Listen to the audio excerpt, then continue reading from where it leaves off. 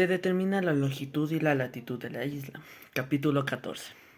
Al día siguiente, 16 de abril, domingo de Pascua, los colonos salieron de las chimeneas al amanecer y procedieron al lavado de su ropa. Los vestidos podían durar aún 6 meses más y resistir el desgaste de los trabajos manuales. El sol levantándose sobre un horizonte puro anunciaba un día magnífico. Sabía que completar las observaciones hechas por vísperas midiendo la altura de la meseta de la gran vista sobre el nivel del mar. ¿No necesitaría usted un instrumento análogo al que le sirvió ayer?, preguntó Albert al ingeniero. No, hijo mío, no, contestó este. Procederemos de una manera casi tan exacta. El ingeniero bajó hasta el extremo de la playa. Estaba provisto de una pertiga de unos 12 pies de longitud, que había medido. Comprobándola con su propia estatura, Albert llevaba una plomada, una piedra atada al extremo de una cuerda flexible. Al llegar a 20 pies de extremo de la playa, a unos 500 pies de la muralla de granito, Smith clavó la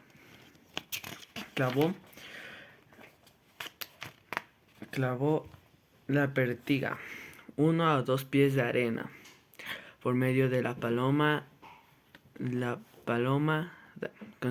palomada consiguió ponerla perpendicular al plano de horizonte.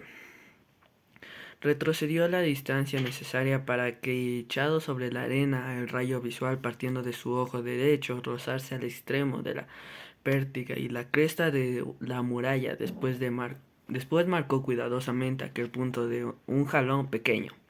¿Conoce los principios de la geometría?, dijo dirigiéndose a Albert. ¿Recuerda las propiedades de dos triángulos semejantes? Sí, contestó Albert. Sus lados homólogos son proporcionales. Acabo de construir dos triángulos rectángulos semejantes. El primero, el más pequeño, tiene por lados la pertiga perpendicular, la distancia que separa el jalón del extremo inferior de la pertiga, y el rayo visual es hipotenusa. El segundo tiene por lados de la muralla perpendicular, cuya se trata de medir la distancia que separa el jalón del extremo inferior de esta muralla. Mi rayo visual deforma igualmente su hipotenusa, la cual viene a ser la prolongación del primer triángulo. Ah, ya comprendo, exclamó Albert. Así como la distancia del jalón a la base de la pertiga es proporcional a la distancia del jalón a la base de la muralla, de mismo modo la altura de la pertiga es proporcional a la altura de esta muralla. Eso es, Albert, contestó el ingeniero. Y cuando hayamos medido las dos primeras distancias, conociendo la altura de la pertiga, haremos un cálculo de proporción que nos dará la altura de la muralla y evitará medirlas directamente. Midieron las dos distancias horizontales por medio de la pertiga, cuya longitud sobre la arena era de 10 pies. La primera distancia era de 15 pies entre el jalón y el punto en que la pertiga estaba metida en la arena. La segunda, entre el jalón y la base de la muralla, era de 500 pies. Terminadas de esta medida, Ciro y el joven volvieron a las chimeneas. Quedó averiguando que la muralla de granito medía 333 pies de altura. Smith tomó el instrumento que había hecho la víspera, la apertura de las dos ramas que le daban la distancia angular de la estrella Alfa al horizonte. Midió exactamente la abertura de aquel ángulo de una circunferencia que dividió en 300 partes iguales, que aquel ángulo era de 10 grados. Luego de la distancia angular total entre el polo y el horizonte, añadiéndose los 27 grados que separaba a Alfa del polo antártico, reduciendo el nivel del mar, la altura de la meseta sobre la cual se había hecho la observación era de 37 grados. Ciro Smith dedujo que la isla de Lincoln estaba situada en el paralelo 35 al 40 de latitud austral. Faltaba obtener la longitud para completar las coordenadas de la isla. Esto se propuso el ingeniero para determinar las 12 del día, es decir, en el momento en que el sol pasara por meridiano. Se decidió emplear aquel domingo una exploración de aquella parte de la isla situada al norte del lago y el Golfo Tiburón, y si el tiempo lo permitía, se extendería hasta la vuelta septentrional del Cabo Mandíbula Sur. Se almorzaría en las dunas y regresarían hasta la tarde, a las 8:30 de la mañana. La caravana seguía a la orilla del canal. Cyrus Smith anunció a sus compañeros que próximamente harían una visita al islote. En la orilla que seguían los colonos, Nab descubrió un banco de ostras en la caja marea, en 4 millas, poco más o menos de las chimeneas. Arrancaron algunas para el almuerzo y luego continuaron subiendo por la costa entre las dunas y el mar. Smith consultaba su reloj a fin de prepararse a tiempo para la observación solar que debía hacerse a las 12.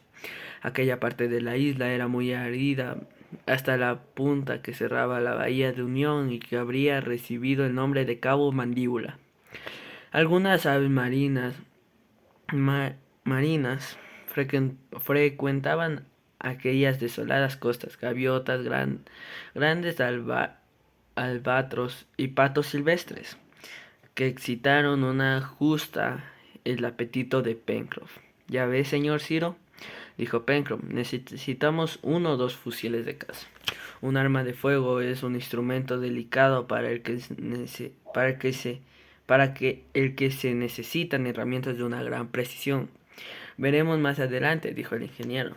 «La latitud que he obtenido ayer pone a la isla de Lincoln entre Nueva Zelanda, al oeste de la costa de Chile, al este. Pero entre estas dos tierras la distancia es de 6.000 millas, hasta determinar que el punto ocupa la isla en este gran espacio de mar. No es el archipiélago de Pomotu.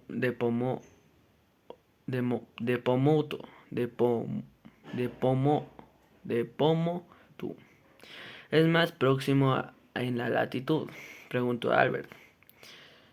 «Sí», contestó el ingeniero, «pero la distancia que él separa es de mayor de 1.200 millas.